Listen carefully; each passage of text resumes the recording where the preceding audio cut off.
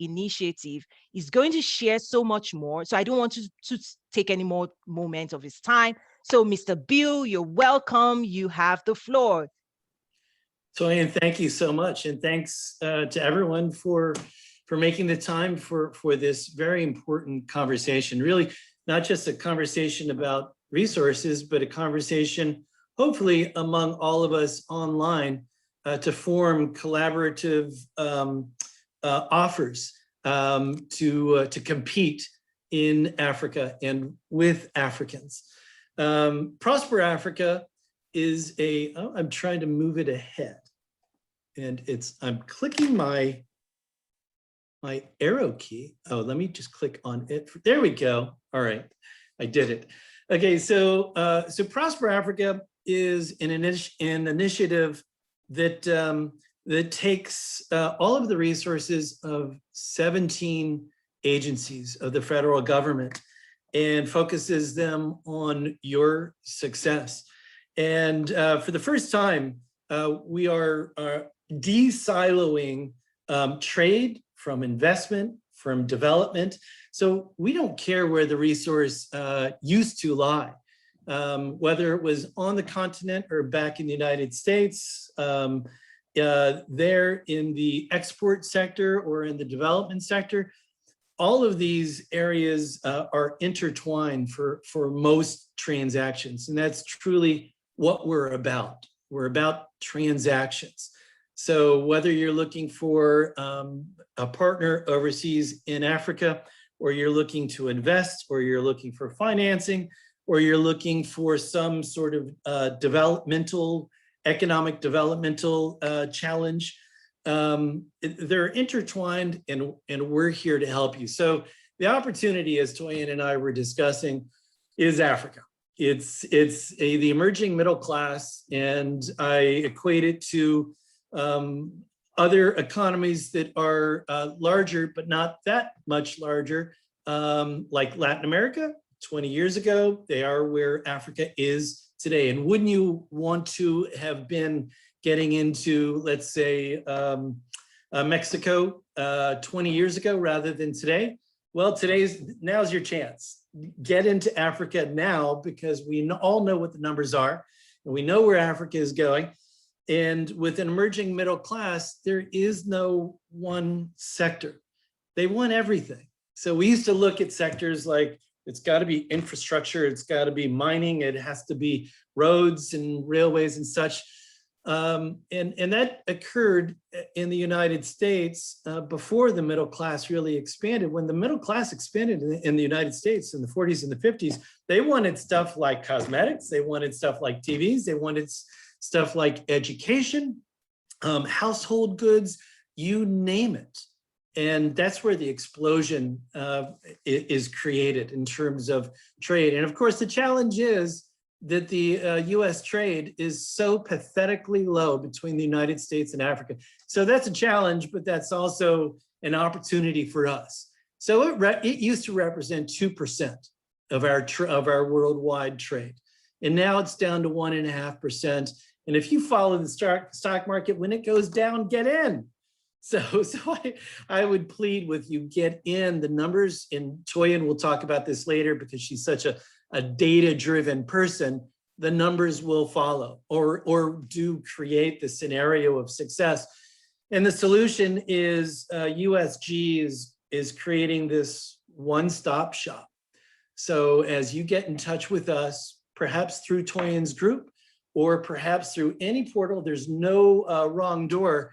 We're going to look at all of the resources for your benefit and for a transaction solution. So in terms of our overall objectives, on the one side, we're looking at daily transactions, facilitating transactions, pipeline of deal opportunities. And at the end of the day, we want to be working with businesses that are ready to do business with Africa, or African businesses who are ready to do business with the United States. And so in that way, we are energized and ready to take your calls, ready to meet with you one-on-one. At the same time, we're shaping future opportunities. So the information that we get from you all on a day-to-day basis, we and the US government will use for shaping what US government resources need to be in order to facilitate transactions. What impediments to trade exist via our discussions, and how we at USG or on the ground at the US embassies, what we can do to remove those impediments. So it's about now and it's about the future. Basically, we're looking at 3 different buckets, and this makes sense if you're looking at trade or investment, and that is market intelligence, then deal support, and then financing. So on the intelligence side, we're going to be working with market insights, whether it's USAID subscriptions to trade and investment information, or information through the commercial service. So the Department of Commerce has got offices across Africa that provide country commercial guides. And so if you're looking at one country in particular, this is where you start. You look up the country commercial guide, and that tells you the best sectors, what's going on the ground, who the big players are, the bad players, et cetera, et cetera. It begins your search. US government is very good in terms of refined research, but in terms of overall, that's on you.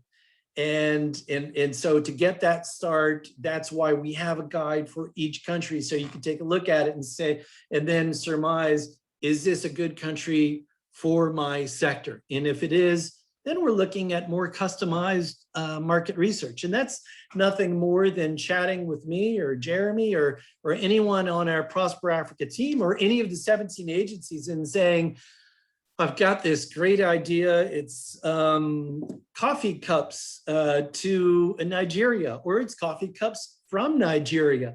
What do you think? And that's when we can talk to our people on the ground in Abuja, in Lagos, to discuss with them the market intelligence you have and test it with boots on the ground. 2 is then deal support, and that is broadly finding partners, vetting partners. That's very important. There are a lot of organizations who work all around Africa, and they're private sector, and we want you to engage with them. But here's your strength: the U.S. Embassy and the U.S. government.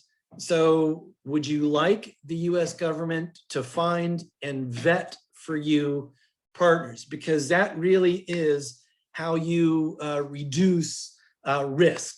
You know, there are insurance policies, and I'm going to talk about that, whether it's through XM or DFC or different organizations. But at the end of the day, the greatest insurance policy is getting to know your partner on the ground, whether it's on the ground in the United States or on the ground in Africa itself. So having a reputable organization to vet these groups, find them and vet them for you, and then make sure that if you want to do a more in-depth due diligence on them, that we can do that. And what better organization to do that for you than the U.S. Embassy? About 50% of the time when the larger companies come to us and ask us to vet the companies that they found, they're ready to sign a contract. And they come to us and say, well, we would like you to do a little background check on this company. 50% of the time, this is worldwide, these due diligence reports come back red flagged. So they're done by USG, by the US Embassy. And what that tells the partner on the other side is, oh, you know something? You know where I said I did 5 gazillion? I think what I want to tell you is something closer to the truth, because they want to do more and more business with American businesses, and they simply don't want to lie to the US government or to the US Embassy. They want to be on that list. So they really are more forthright with what they are truly capable of doing. And then the third piece is securing financing. So finding for you financing, whether it's private sector or public sector, and public sector meaning US government. It could be a development bank, and it could be to the public sector, so with an African government, or it could be with a private sector as well. So all three pieces, and at the end of the day, what we're trying to do, and I'm sure Toyin's group is trying to do the same thing, is we're trying to put together a model of market insight, deal support, financing support, and then creating that model, replicating that model, and hey, let's then go to the next market. Let's replicate that. And if we do it correctly, then we will be able to replicate it in the very next model. So we've got a Prosper Africa toolkit that's going to lend itself to all of those areas that I just spoke on. And I'm going to talk about a number of those areas that I believe are the most important, kind of the go-to. When I go to Africa, when I sit down with a client, here's where I lead them, these tools. So they're separated out by exports to Africa, investment in Africa. So that is an African entity, a project owner coming up with a really good idea, like let's build a hospital. And they've got some backbone to it and they need some help. And they want us to look for an investor and perhaps create a pipeline, not only of investment, but of collaboration, technical, and then widgets, services and widgets to support that project. Third is exports to the United States. So not just through AGOA, the African Growth and Opportunity Act, but for any items. And this is our newer area. This is really the handshake between USAID that worked closely with AGOA and organizations like the African Development Foundation that provides training to African companies to export to the United States, and the private sector. And again, back to that de-siloing that I was talking about if that's an export to the United States, well, then you're going to have to work only with this organization in the USG and not this other one. Our job is to make sure that we pull from all of them, all of those resources. And chances are, if we put together a transaction from an export from Africa to the United States, what we've done is we've created a partnership, and it's going to go both ways, and it's going to lend itself back to exports to Africa or investment in Africa. And the last one is the investment help to investments in Africa. So we've got a private sector partner that will help package, review, package these investments, and then socialize these investments to the United States potential investors. And I'll talk about that in a little bit more detail down the road.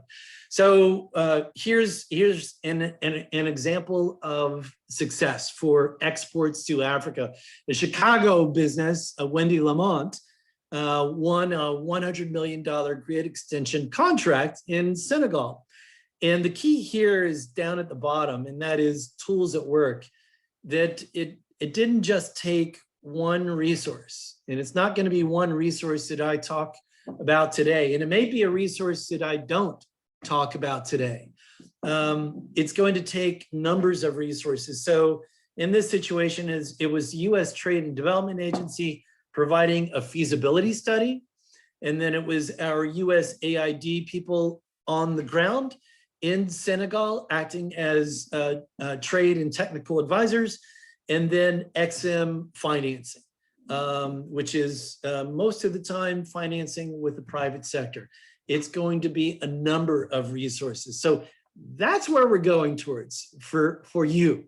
We're going towards success, towards a real transaction, and making sure that we bring to you all of these required resources. And again, I'm going to tell you that we're a one-stop shop, so it's not your job to figure out these resources. That's our job. It's your job to realize that you could be a client and you could have an opportunity, and to give us a call or send us an email, and then come into our fold. And then our job is to lead you correctly. Okay, so let's start talking about the resources that I go to most of the time with US companies and African companies. And right now, it's a break for a coffee sip. So please take a sip yourself. Okay, so working with the Department of Commerce, the commercial service. The commercial service in the United States has 106 US export assistance centers. And so their job is to interface with American companies in their space, in their geographical location, so that they can get you ready to export and make sure that if there are local resources such as state resources, synergies of technical support, i.e. clusters of competitive collaboration, such as IT companies in around San Jose, or cybersecurity around Washington, D.C., Northern Virginia, and Maryland. If there are local resources that need to be pulled together for your business before you're ready to meet a company in Africa, this is what the Export Assistance Centers do. They make sure that you're ready. And they've got sector specialists who focus only on your sector. So if you were here in the DC area and you were focused on cybersecurity, I would have you work with my colleague Pompea Lambrecht, who works every day with US companies in the DC and Northern Virginia area only on cybersecurity and IT. The beauty there is that she knows all the pieces of the puzzle that are necessary, whether it's working with TDA or XM or SBA for financing, or local chambers or the state organizations. She helps put together those very local organizations for you to get ready to meet a partner. The idea is then the other side of the Department of Commerce in the commercial service is overseas, and they also have got sector specialists. So we've got in Lagos, we've got sector specialists again who work only in IT and who know the best companies, the biggest companies, the smallest companies, the bad companies, the good companies, the freight forwarders, the everyone dealing with that sector in Lagos. So you've got two areas of expertise. One is on the ground in the United States, getting you ready. And then they don't exactly do a handoff. They're still there the whole way because they're going to manage you the whole way. But then they're going to introduce you to our people on the ground in Lagos who also know your sector extremely well. And at that point, we're almost going to get out of the way and have you have a discussion with them of what are your objectives? What do you want to do? At the end of the day, exporting is a physical sport. And we want to get you on the ground, COVID or non-COVID, on the ground virtually to meet a potential partner, or get you on the ground physically. And our job is to make sure that you're ready and to have all those resources. And so that when we put you in front of a company in Lagos, if there's synergy, there would be no reason why you couldn't have a signed contract. I've got an example, actually, for Lagos in particular. I just popped into my head. And that was a company I was working with called Precision Tune Auto Care. So they do franchises like Jiffy Lube, oil changes, that sort of thing, here in the United States, across the United States. And they're experts at oil changes, at business, and at franchises. And what they're not experts on is expansion to overseas. So when they came to us, They said, we want to go to where there's a lot of money, where there are a lot of cars, and where there is very little risk. And to get this, we want to go to Germany because they had all those pieces. And our job was then to do some research on the ground in Germany for them to find a potential partner and to find out, is this the correct market? Is this the best opportunity?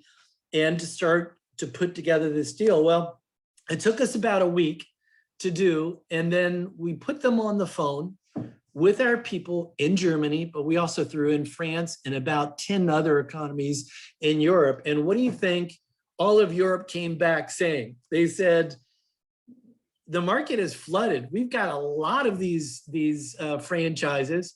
It's going to be really difficult for you to get in. Yeah, we've got a lot of money, but there isn't opportunity there. You need to go to where the market is growing and where the people are asking for this. They're asking for a Jiffy Lube. And so the short of this is we led them to Lagos. And of course they said, Nigeria, they're going to eat me alive. Nigerians are the savviest business people in the world, and they are. And I've lived in Africa for years and years. And my Africans in Mali or in Congo, they were afraid of going to Nigeria because they were going to be eaten alive. Well, our job with the US government is to make sure that you're going to meet a business operator in this situation in Lagos who understands you, who understands Foreign Corrupt Practices Act, who wants to meet you. And we're going to put together a package of insurance through Exim Bank, through financing with DFC, through background checks through the US government, through the US Embassy, further background checks, et cetera, et cetera. So when you sign an agreement, it's as rock solid as anywhere in the world. And we got you to the best partner. And that's what we did for Precision 2 and Auto Care. It took us about 18 months, and that's our average.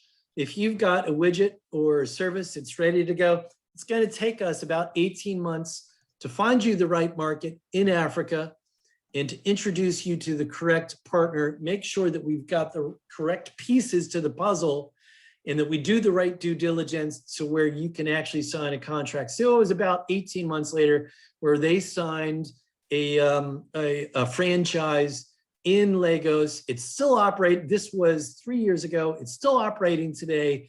And we continue to work with them. And we've expanded that from Lagos to about 12 other economies in West Africa, i.e., if you can do business in Lagos, boy, do we want to introduce you now to Ghana, to Benin, to Burkina, to et cetera, et cetera. We can replicate this model. These are the areas that the commercial service works in. And at the end of my presentation today, you're going to see the other resources that really add to this. Because this is really export only. And what we're trying to bring in is, would there be resources also with AID or with MCC or other organizations that have in the past worked only in development or only have worked in investment? I'll give you one other example. And that was because AID was a part of this. It was a US company trying to get into West Africa, and they wanted buyers of a nutritional paste for babies. And so they wanted buyers, and they wanted potential partners to actually make the paste there in country. So we we did our research, our market research using USAID on the ground in 5 different economies, because in this situation, we were looking for distribution in not in cities, but in rural areas. And in rural areas, we're USAID on the ground. So we had numbers of discussions with AID on the ground of whether or not this was going to work, whether or not there was an appetite for this product. And Eventually, it took about 6 months before we sent the company to 5 different countries in Africa. And there we provided the nuts and bolts of, okay, we're going to fly you into Cotonou in Benin, and here's where you're going to stay. And then we're going to do a regional flight, then to Bamako in Mali, and then to Accra in Ghana. Very difficult to do. And that is what we do. It's the nuts and bolts of actually getting you on the ground and then getting you to sit down with that business operator in their operation. So not at the U.S. Embassy, because there's nothing to be gained by meeting someone at the embassy. You actually want to get out to where the company is. And there we're going to provide translation, interpretation, drivers to get you out there, because it's the infrastructure may not be easy to get around. I know that it's not. It's challenging, but you can do it. But you need help. You may need help even being expedited at the airport. You know, the guy at the airport that has a sign, Toyin, follow me. I've got the car waiting for you. That's what they can provide. So we provided that for this client, trying to get on the ground to provide this peanut butter nutritional paste. And we set him up eventually, 18 months later, in Mali. When Mali shut down because of the troubles that they had there, we simply moved them to Kumasi, Ghana, where they operated. And then afterwards, we formed an agreement with USAID to provide training in Ghana of 7,000 farmers to help provide the peanut, the exact peanut that they needed for this paste. So there can be upstream help via market research. It could be financing through USAID, or it could be downstream training. And I will discuss that in a little bit more. So this was the commercial service on the ground. At the Department of Commerce, also, I need to make sure that you know that what we provide is also advocacy with a big letter A. So it's official advocacy. So if you find yourself in the position of bidding on a public sector tender, this is a ministry that's about to buy something, and you are bidding on this, and you don't think that you've got a chance because country X has got 7 other companies and you're number 8 on the list. Well, if you do nothing, then you'll get nothing from the US Embassy. But if you tell us that you're bidding on this contract, then believe me, God, we want to do everything that we can to make sure that, one, you are capable. And so we're going to do due diligence on you, and that's a good thing. And then we're going to try to convince the buyers of your capability. So at the embassy, whether we send over a commercial attaché, it could be the US ambassador going to discuss why you should buy American for this project. Or if it's only one American company bidding on a project, why you should buy from this company. What makes this company so special? And it may be a package of, we're going to help provide training as well, or it could be quality. It could be the due diligence. It could be caring about Foreign Corrupt Practices Act. There could be a number of pieces. But if you don't tell us that you're bidding on a tender, then we won't be able to advocate on your behalf. So to help you with that bid, and to get that the country, the government, to take a good look at you,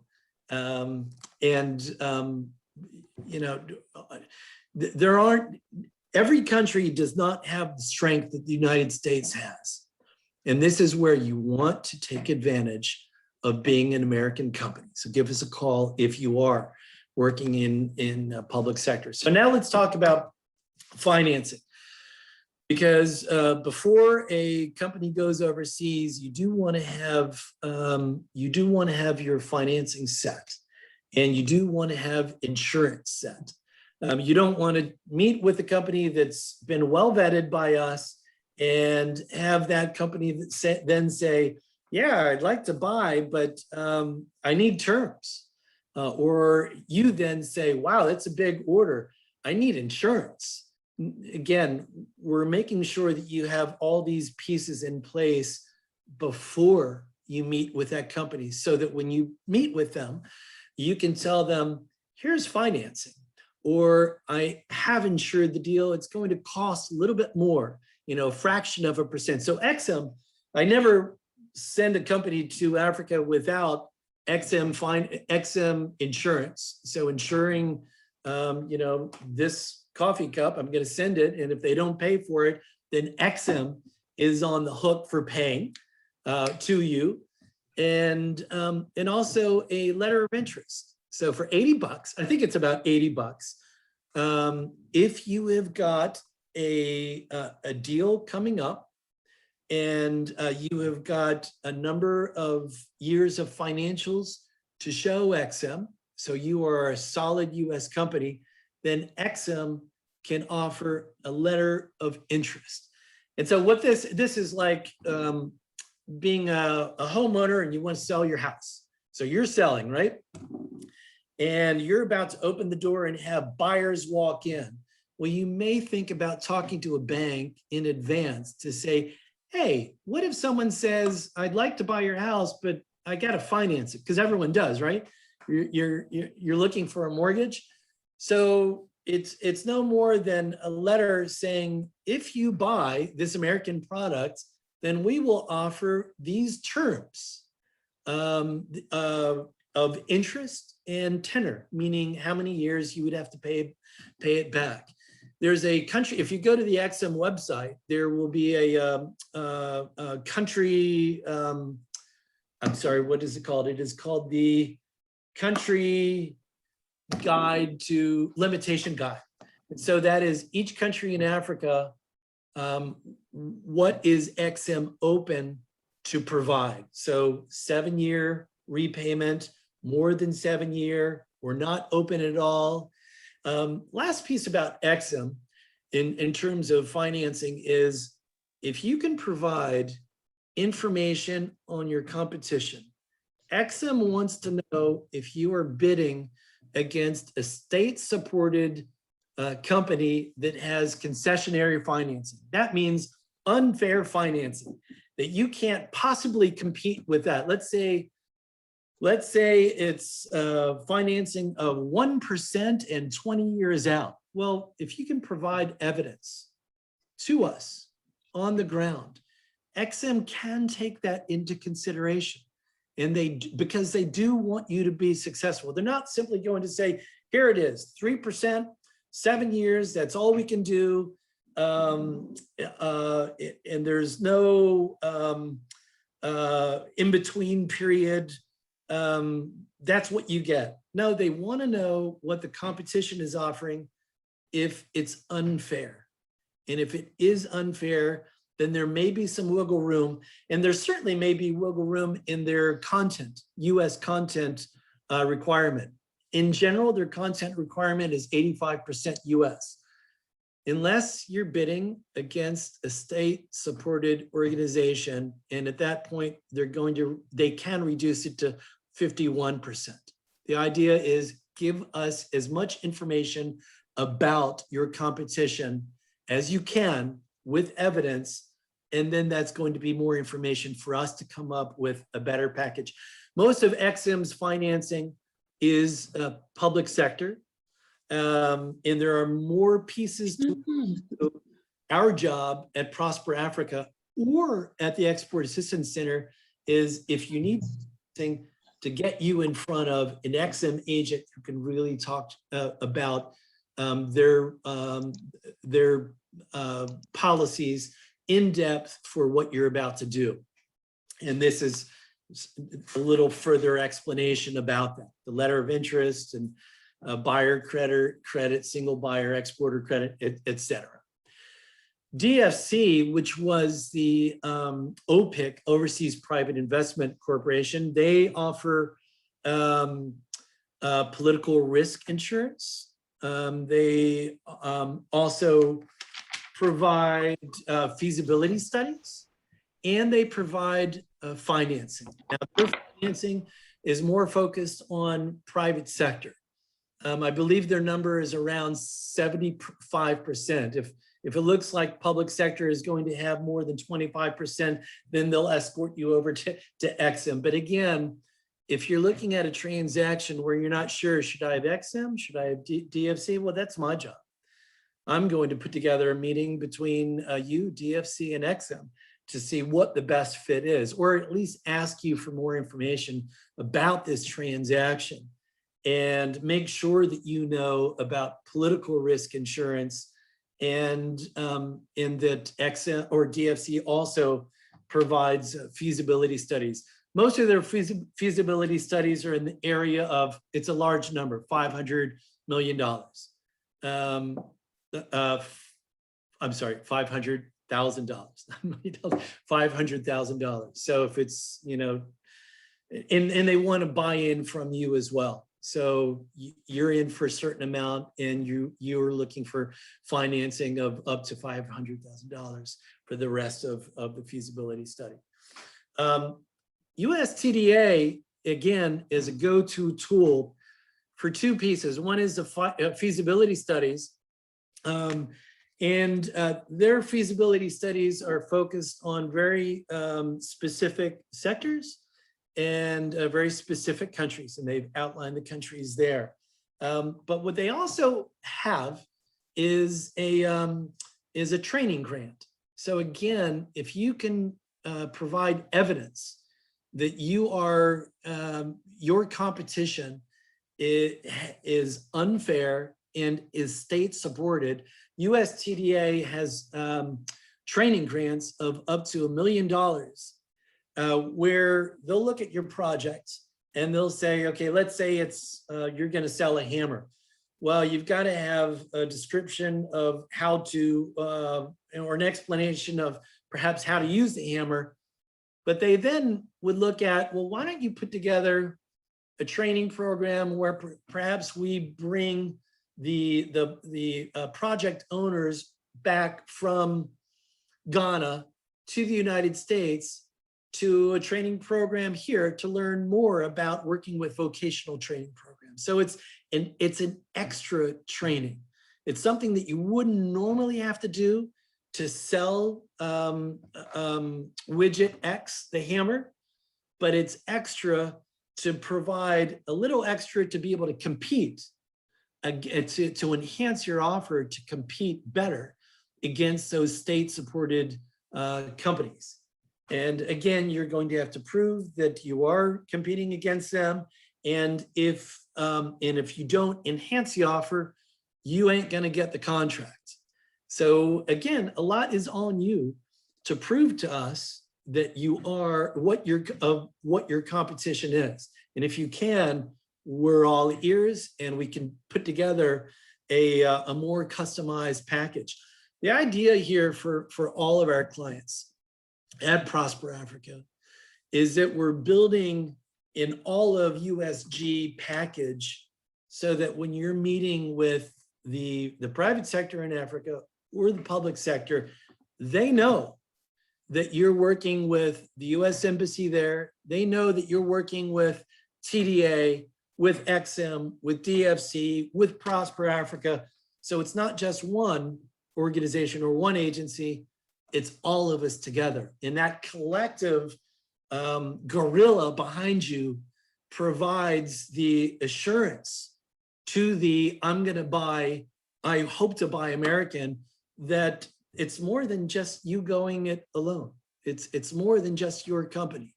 So if you're a small company, I am pleading with you, look for this all of USG approach, because then it's not just your company.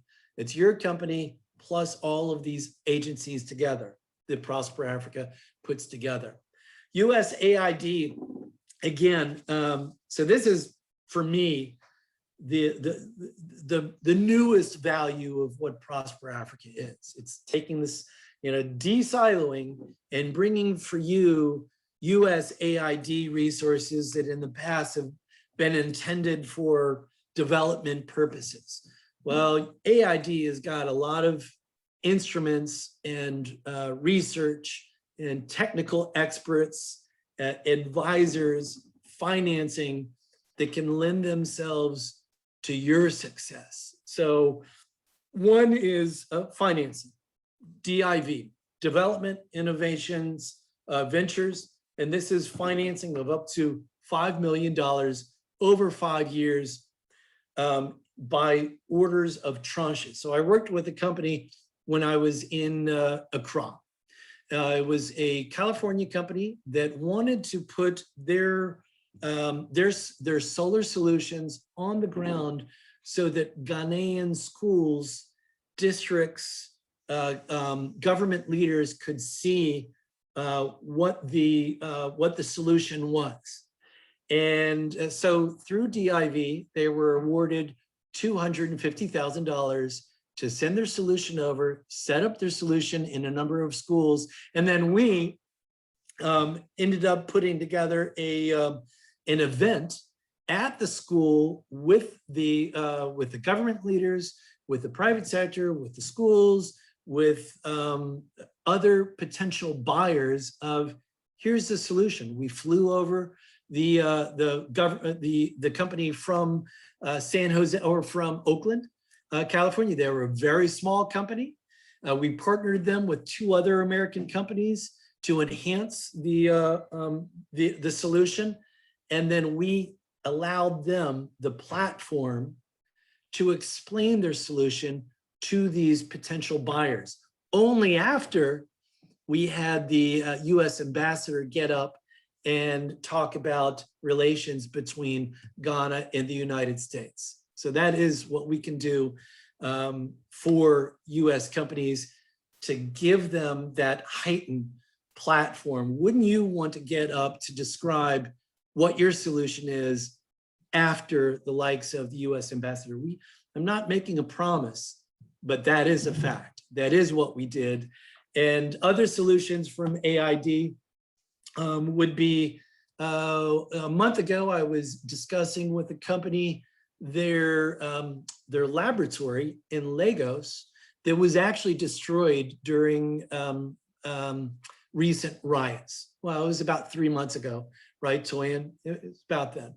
And they wanted to know how to get up and running again. And we thought that this was private sector only until we talked to USAID on the ground on behalf of this US company, and found that on the ground we had experts for USAID in ISO certification. So ISO certification is a long process of certifying to a certain level, and it's expensive. So we were providing the technical expertise of how to become certified, as long as it was in the health sector or the ag sector. And very often those are the sectors, they may have been development sectors, and we're talking about economic development. So economic development is going to be broader than just regular development in that I want this project. Health sector, ag sector, road sector. And so we provided the information and money for the ISO certification. Moving on, here is an example of AID on the ground in Africa to help in another vector, and that is exports from Africa to the United States. And in this situation, you can read it yourself, but again, we interface with the U.S. African Development Foundation to provide training grants of entrepreneurs in Africa for shea butter, shea products, and then worked with the West African Trade and Investment Hub and with on-the-ground resources in the United States to actually get these products on the shelf here at Target stores across the United States. This is a newer area of where Prosper Africa is working. New, it means to me, opportunity. So what we're looking for is, hey, Bill, we've got this opportunity of a product that's developed and we see an application in the United States. Can you help us? The answer is going to be yes, we can help you. Whether it's helping find a distributor in the United States or a grant to get you up to snuff, or to just do the vetting of your company. And you do want to be vetted if you're an African company, because you want this stamp of approval from USG saying, yeah, we saw, we added value, and we stamped and said, this is a great company. And we want to do the same thing for a US buyer and for distributors. So the last organization that I'll talk about today, and then we'll open it up, so please start thinking about your questions, is MCC, Millennium Challenge Corporation. They spend 75% of their resources, okay, they're worldwide, 75% of their resources are in Africa. And here's my favorite statistic on MCC. They're very large compacts, normally $500 million, so very large, but very small contracts within those compacts. And only 17% of the time that US companies, or 17% of the contracts are going to US companies. So again, that's opportunity, because the contracts are based on transparency and the best solution for that country and for that economic development project. Here's the stat that you're going to love. 70% of the time that US companies bid on these contracts, they win them.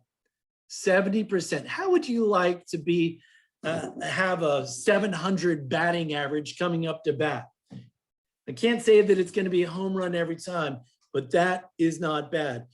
MCC has a, please go to their website to look at which countries they're in and which compacts or thresholds, which is a smaller compact, are coming up.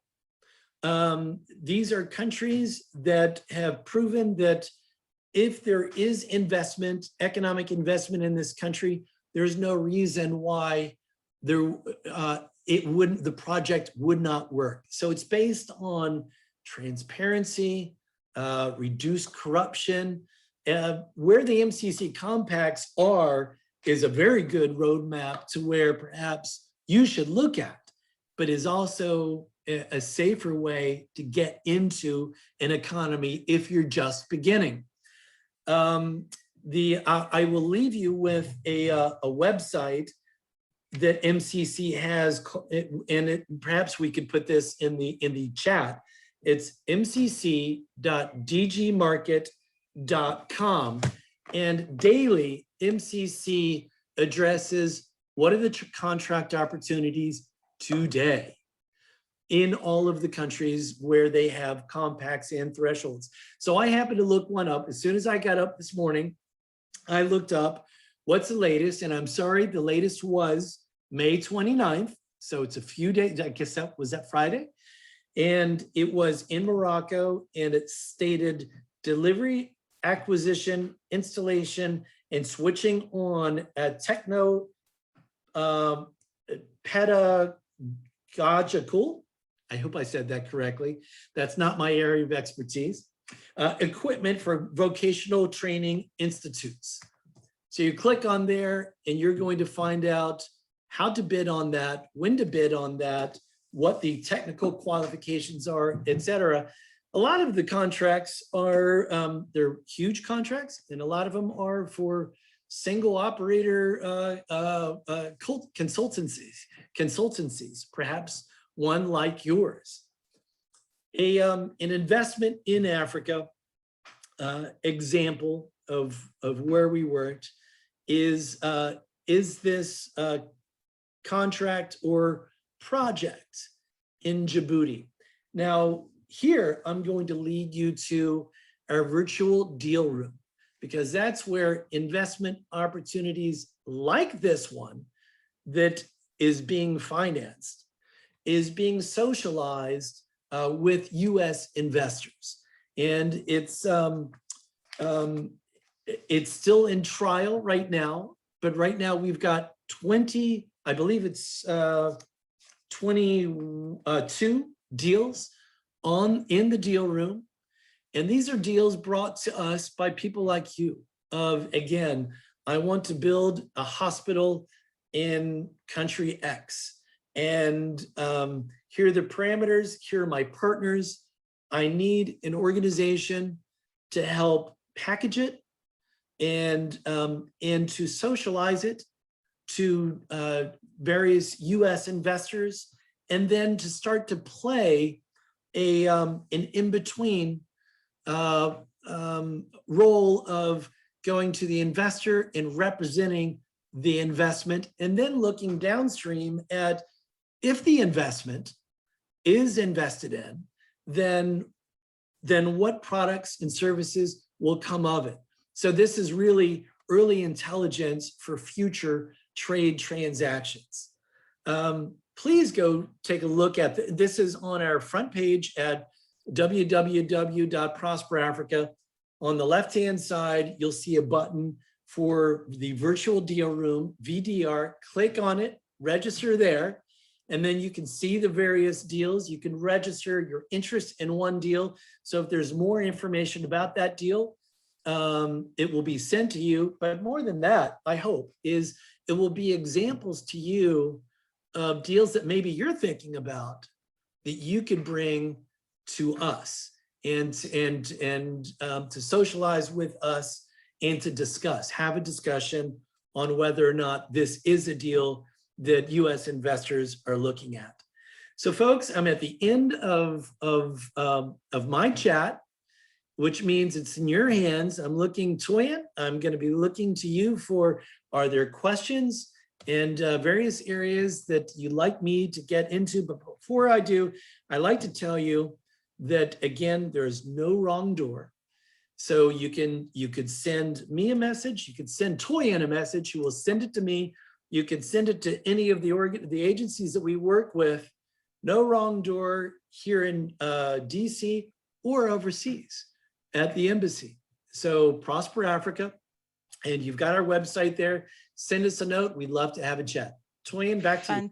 Wow. Thank you, Bill. This is amazing. I do want to acknowledge the presence of Scott. Scott, I see you. I'll be with you in a moment as the next speaker. But wow, this is incredible. And for me, this is almost like a recipe book. And now we have to decide what meal we want to cook as a community in tapping into this resource. There are questions coming in. We may not be able to get to everything, but I do want you to tell a story. The story you were telling me, Bill, about the work you had done maybe 5 years ago with Trade Winds in terms of the diaspora, right? The diaspora. Please quickly share that story. Toyin, okay, so it was about 6 years ago. I was directing the largest US government-led trade mission to Africa called Trade Winds Africa. We went to 8 different markets. And we took 107 companies that were extremely vetted. So we vetted about 50% of the companies out. And of those 107 companies, almost 30 of them are diaspora. And almost all of them within the year were successful, meaning that they actually had contracts. The reason why we focus on the diaspora is very simple. They've got relationships, they understand the culture, US culture, African culture, and they have got relationships, whether it's with a federal government or a state or a local, an arrondissement. They've got relationships and they know how to work those relationships. In Africa, as many places in the world, but I guarantee you in Africa, it's all about relationships and being on the ground. And diaspora companies are on the ground. They're looking to go to Africa to spend time on the ground. And my recent success with the diaspora company was when they were trying to get into Burkina Faso with a cybersecurity project. And they were doing it going alone in the beginning. And they had the relationships with the ministry and they were bidding on a very large project, but they didn't have the strength, the largeness that they needed for the solution that the government wanted.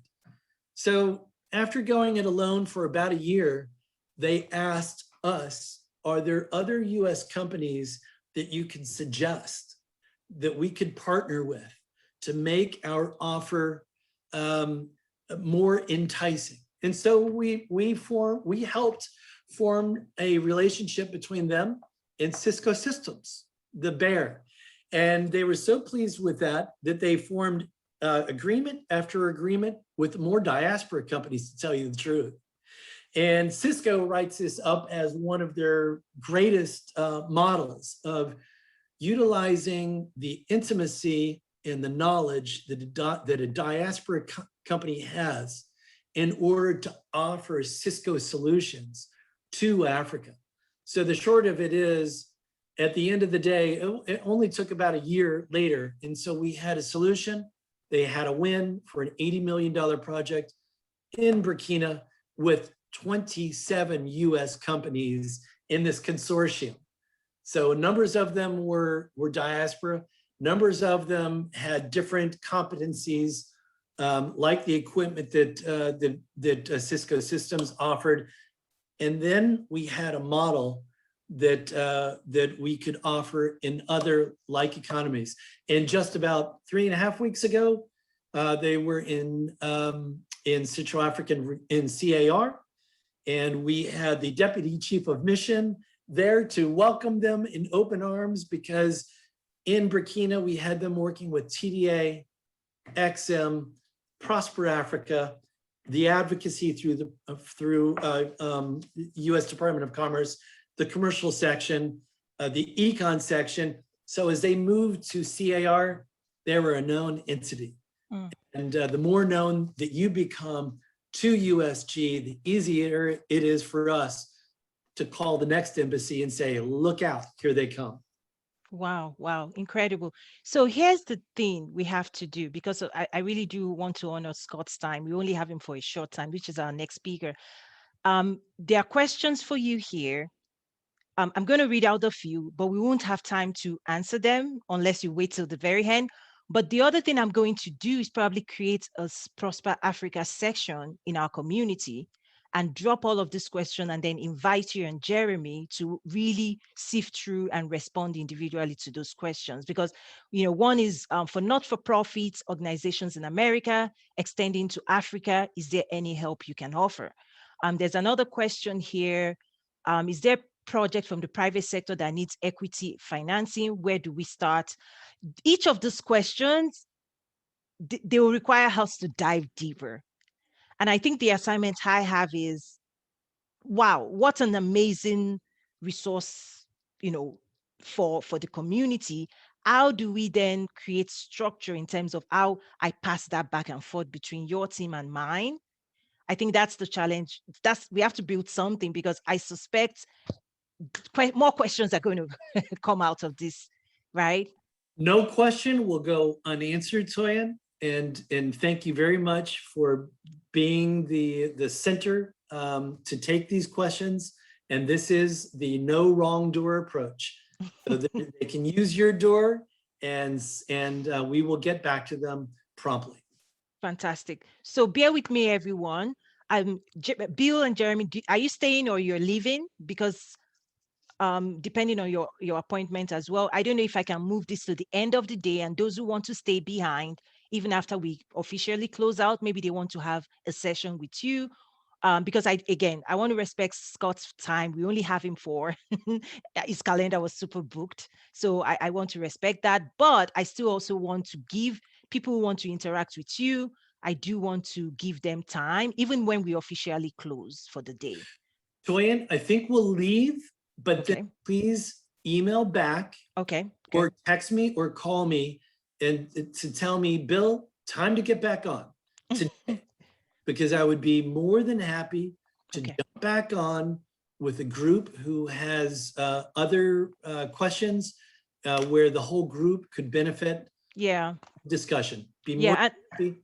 Fantastic. And I do see future engagement. Like I said, there are some things that I see here, in terms of talking about 18 months. In my mind, I'm putting on my business hat.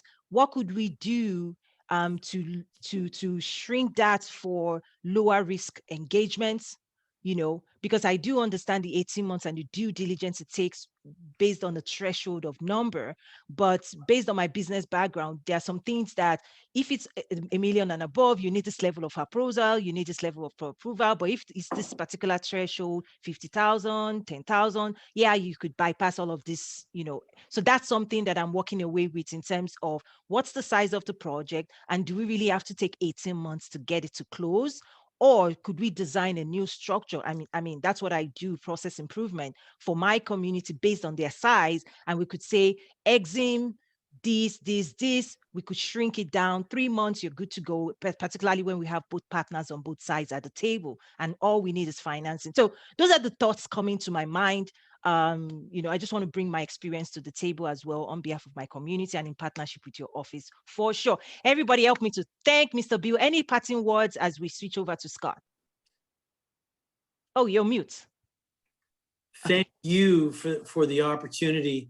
And I look forward to hearing from your participants what their needs are, what the concerns are, so that we learn more here about Prosper Africa. And we especially want to make sure we're working with women-owned business, minority business, diaspora business. So there you go. Bill, and you are our poster child. Yes, carry me on your wings. Fly away. Miss Vera is dancing too. Mr. Desati as well. We are inclusive. We will work with all sizes of companies, but we're focused on SMEs. And we look forward to working with Fantastic. Thank you so much. Thank you so much. And please do keep dropping your questions, because part of what we do is we move this conversation to the network, Nezaru.trade, and we continue that conversation. Thank you again, Mr. Bill and Jeremy. You hear from me for sure. Cheers. Thank you, sir.